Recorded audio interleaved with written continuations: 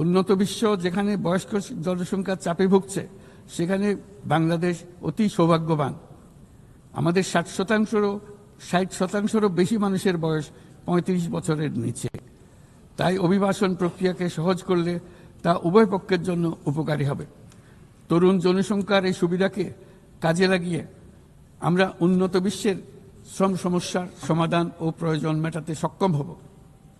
প্রধান উপদেষ্টা নোবেলজয়ী অধ্যাপক ড. মোহাম্মদ ইউনুস গাজায় ইসরায়েলের নির্বিচার গণহত্যায় হুঁশিয়ারি উচ্চারণ করে বলেছেন, এ গণহত্যা চলতে থাকলে ভবিষ্যৎ প্রজন্ম ও ইতিহাস আমাদের ক্ষমা করবে না। তিনি পূর্ব জেরুজালেমকে রাজধানী করে একটি স্বাধীন ফিলিস্তিন রাষ্ট্র প্রতিষ্ঠার মাধ্যমে এ সমস্যার দ্বিরাষ্ট্রভিত্তিক সমাধান এখনই বাস্তবায়ন করার আহ্বান জানান। শুক্রবার নিউ ইয়র্কে জাতিসংঘের সদর দপ্তরে সংস্থার সাধারণ পরিষদের ৮০তম অধিবেশনে বাংলাদেশের সরকার প্রধানের দেয়া ভাষণে তিনি এ আহ্বান জানান। দেশটির স্থানীয় সময় সকাল ৯টায় শুরু হওয়া অধিবেশনে প্রধান উপদেষ্টা দিনের ১০ম বক্তা হিসেবে ভাষণ দেন। ড. ইউনুস বলেন, গাজায় আমরা সবচেয়ে মর্মান্তিক অবস্থা দেখছি। শিশুরা না খেয়ে অকাল মৃত্যুবরণ করছে, বেসামরিক জনগোষ্ঠীকে নির্বিচারে হত্যা করা হচ্ছে, হাসপাতাল, স্কুল সহ একটা গোটা জনপদ নিশ্চিহ্ন করে ফেলা হয়েছে। আমাদের চোখের সামনেই ঘটছে এই নির্বিচার গণহত্যা। প্রধান উপদেষ্টা তার ভাষণে অন্তর্বর্তী সরকারের নেয়া সংস্কার কার্যক্রম, গত বছরের জুলাই মাসের গণ অভ্যুত্থানের আকাঙ্ক্ষা, ২০২৬ সালের ফেব্রুয়ারিতে অবাধ ও সুষ্ঠু নির্বাচন আয়োজনের অঙ্গীকার, জুলাই গণহত্যার বিচার এবং রোহিঙ্গা সংকটের বিষয় তুলে ধরেন। তিনি গত ১৪ মাসে তার সরকারের সংস্কার কার্যক্রম এবং দেশের অর্থনীতি পুনরুদ্ধারের অগ্রগতি সম্পর্কে বিশ্ব সম্প্রদায়কে জানান। জাতিসংঘের ইতিহাসে পঞ্চম নারী হিসেবে সাধারণ পরিষদের সভাপতির দায়িত্ব গ্রহণের জন্য আনালেনা বেয়ারবককে আন্তরিক অভিনন্দন জানান ড. ইউনুস। এ দায়িত্ব পালনে বাংলাদেশ প্রতিনিধি দলের পক্ষ থেকে পূর্ণাঙ্গ সহযোগিতার আশ্বাস দেন তিনি। একই সঙ্গে তিনি জাতিসংঘ সনদের ৮ দশক পূর্তি উপলক্ষে উপস্থিত সব সদস্য রাষ্ট্রকে অভিনন্দন জানিয়ে বলেন, এবারের অধিবেশন অতীত দর্শন ও ভবিষ্যতের রূপরেখা তৈরি উভয়ের জন্যই বিশেষভাবে গুরুত্বপূর্ণ। জাতিসংঘের কার্যক্রমের প্রশংসা করে প্রধান উপদেষ্টা বলেন, বিশ্ব শান্তি ও নিরাপত্তা, মানবাধিকার, বিশ্বব্যাপী মানুষের জীবনমানের উন্নয়ন, ন্যায় বিচার, ন্যায্যতা ও সমতা প্রসারে জাতিসংঘ অনস্বীকার্য ভূমিকা রেখেছে।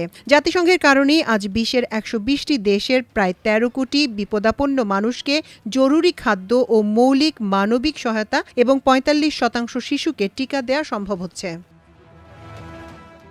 বাংলাদেশের রূপান্তরের অগ্রযাত্রা প্রসঙ্গে তিনি বলেন, সাম্য, মানবিক মর্যাদা ও সামাজিক ন্যায় বিচারের দাবিতে এক রক্তক্ষয়ী সংগ্রামের মাধ্যমে ১৯৭১ সালে বাংলাদেশ জন্মলাভ করে। কিন্তু যে অধিকার প্রতিষ্ঠার জন্য আমরা বিশাল আত্মত্যাগ করেছিলাম, তা গত ৫ দশকে বারবার বাধাপ্রাপ্ত হয়েছে। বারবার আমাদের ছেলেমেয়েদের নেতৃত্বে আমাদের জনগণকে অসংখ্য ত্যাগ স্বীকার করে সে অধিকার পুনঃপ্রতিষ্ঠিত করতে হয়েছে। তিনি বলেন, এবছর আমরা জুলাই গণ অভ্যুত্থানের প্রথম বার্ষিকী পালন করেছি, যে অভ্যুত্থানে আমাদের তরুণ সমাজ স্বৈরাচারকে পরাভূত করেছিল, যার ফলে আমরা বৈষম্যমুক্ত ও ন্যায় বিচার ভিত্তিক সমাজ বিনির্মাণের অভিযাত্রা নতুনভাবে শুরু করতে পেরেছি। সেই বৈষম্যমুক্ত ও ন্যায় বিচার ভিত্তিক সমাজ বিনির্মাণের আকাঙ্ক্ষা পূরণের দায়িত্ব দেয়া হয় আমাকে ও আমার সহকর্মীদের। আমরা উন্নত বিশ্বে প্রধান উপদেষ্টা বলেন, ভেঙে পড়া রাষ্ট্র কাঠামোকে পুনর্গঠন করে জনগণের আকাঙ্ক্ষা পূরণের জন্য প্রয়োজন ছিল ব্যাপক প্রাতিষ্ঠানিক সংস্কার।